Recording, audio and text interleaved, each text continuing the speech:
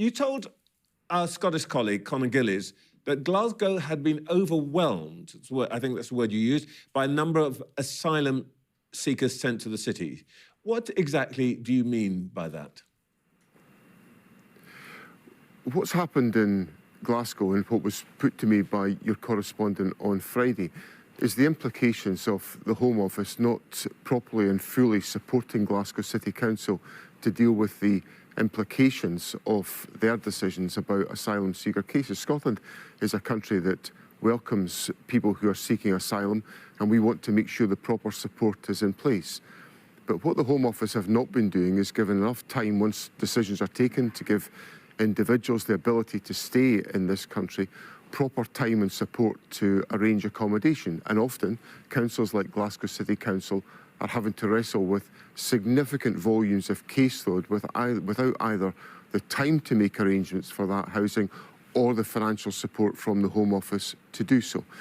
And the point I was making on Friday is the importance of the Home Office responding positively to the calls from Glasgow City Council for there to be support put in place to deal with the implications of the Home Office decisions.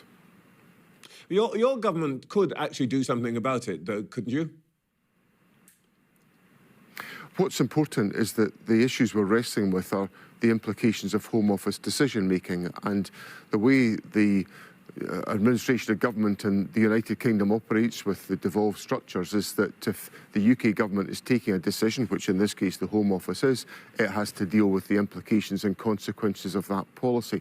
Now, we have an approach in Scotland which is a supportive approach about homelessness. We want to make sure people are supported into long-standing accommodation, but that needs time, preparation and money, and the Home Office are not helping out in that respect. That may be true in the medium term, but presumably Glasgow City Council would look to you as Scottish Government to at least help them with money, help them with dispersal. Has the Holyrood got no part to play in this? Is it just all the responsibility of the Home Office? Well, of course, we're actively involved with Glasgow City Council in tackling issues around about housing supply and about homelessness. So the Scottish Government, for example, in this current financial year, has significantly expanded the budget that we're putting in place for affordable housing.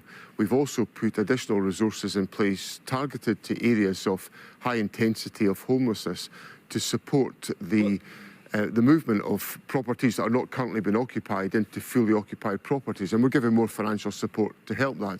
So the Scottish Government's very actively involved in tackling the issue of housing supply and homelessness. Though, that you'd like a suspension of the sending of asylum seekers to Glasgow now? You'd like to stop asylum seekers coming to Scotland?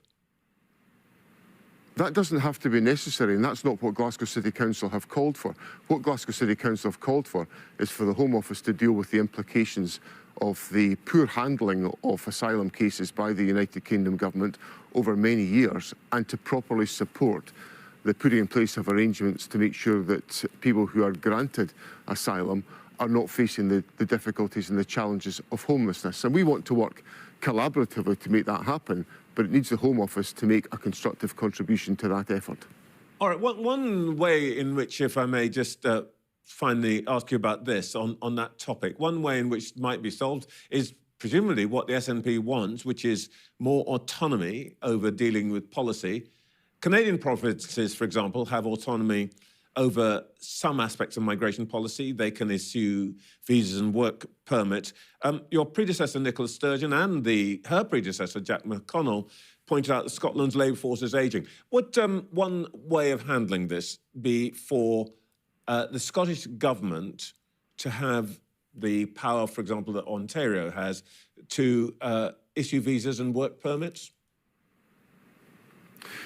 Obviously, with the powers of independence, which is what the Scottish Government wants Scotland to have, we would have full control over these issues. But under the current devolved arrangements, I would... Well, that's just the point I'm coming on to, Trevor, that actually I would welcome such a measure of that type. And you correctly indicate that about 20 years ago, my Labour predecessor, Jack McConnell, sought the agreement and got the agreement from the United Kingdom Government for Scotland to be able to take forward what's called the Fresh Talent Initiative, which enabled people to stay in Scotland on a distinctive basis that gave them rights in Scotland when they weren't available in other parts of the United Kingdom. And it was to address that issue you put to me about the size of the working age population. And we're basically short of people within the working age population in crucial sectors of the economy, in care, in construction, in hospitality, in food and drink, whole variety of shortages. So the fresh initiative of the type you put to me, with those differential powers which exist in some of the provinces in Canada, would allow us to attract more people to live and work in Scotland and contribute to our economy. And that's where the UK-wide debate on immigration has gone just into a terrible space. That there isn't the space so far because the Home Office and the UK government have rejected our calls for such a proposal as that, to basically enable parts of the United Kingdom to thrive where we face challenges about the ageing of our population. So in short, Trevor, I would very much welcome the proposal that you've put to me.